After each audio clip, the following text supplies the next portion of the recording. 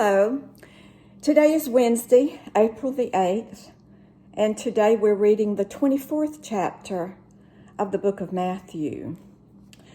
Jesus then left the temple, and as he walked away, his disciples pointed out how very impressive the temple architecture was. Jesus said, "You're not impressed by all this sheer size, are you? The truth of the matter is that there's not a stone in that building that is not going to end up in a pile of rubble." Later, as he was sitting on Mount Olives, the disciples approached and asked, "Tell us, when are these things going to happen? What will be the sign of your coming, that the time's up?" Jesus said, "Watch out for doomsday deceivers. Many leaders are going to show up with forged identities claiming, 'I am Christ, the Messiah.' They will deceive a lot of people. When reports come in of wars and rumored wars, keep your head and don't panic. This is routine history. This is no sign of the end. Nation will fight nation and ruler fight ruler over and over. Famines and earthquakes will occur in various places. This is nothing compared to what's coming. They are going to throw you to the wolves and kill you, everyone hating you because you carry my name.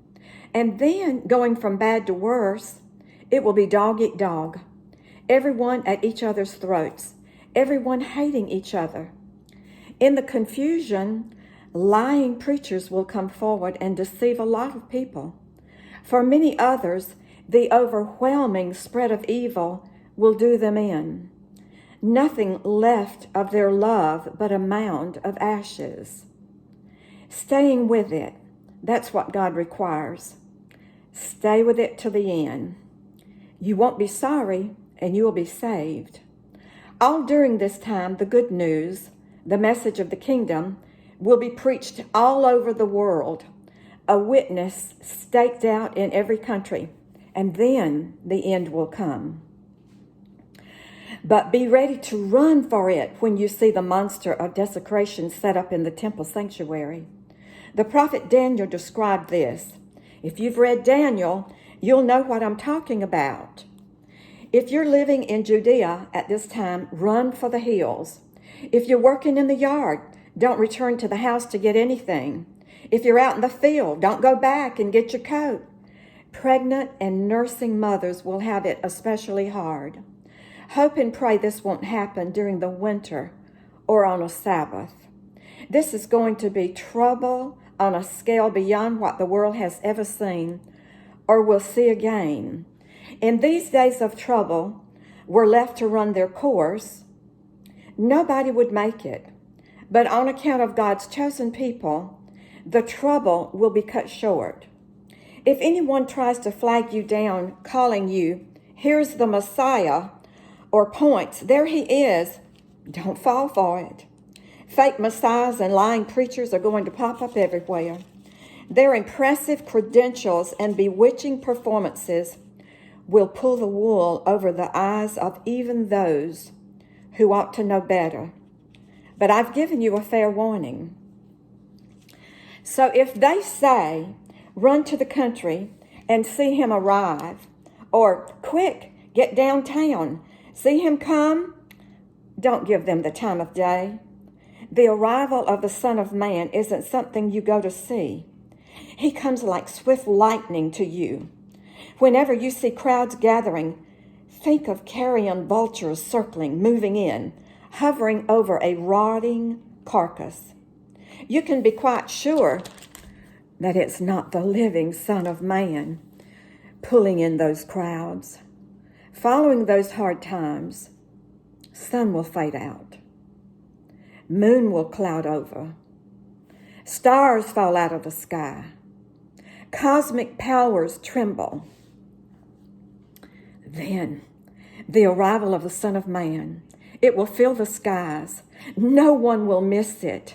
Unready people all over the world, outsiders to the splendor and power, will raise a huge lament as they watch the Son of Man blazing out of heaven. At that same moment, he'll dispatch the angels with a trumpet blast summons, pulling in God's chosen from the four winds, from pole to pole. Take a lesson from the fig tree. From the moment you notice its buds form, the merest hint of green, you know summer's just around the corner. So it is with you. When you see all these things, you'll know he's at the door. Don't take this lightly.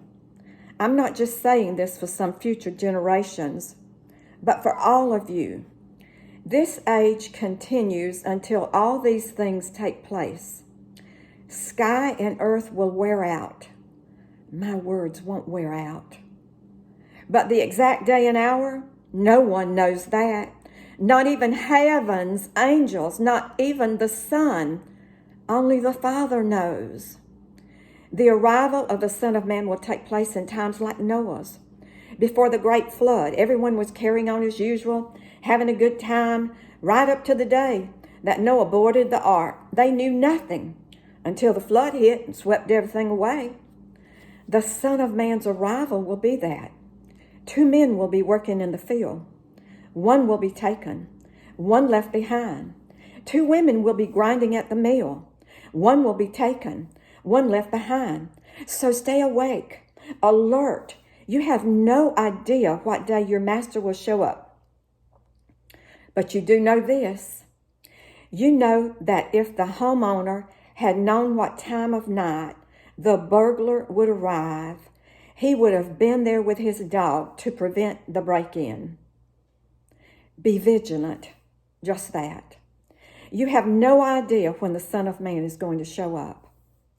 Who here qualifies for the job of overseeing the kitchen? A person the master can depend on to feed the workers on time each day? Someone the master can drop in on unannounced and always find him doing his job?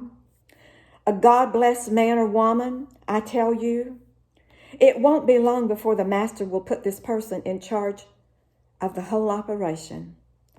But if that person only looks out for himself, and the minute the master is away, does what he pleases, abusing the help and throwing drunken parties for his friends, the master is going to show up when he least expects it, and it won't be pretty.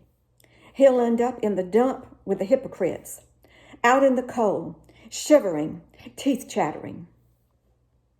And that is the conclusion of chapter 24.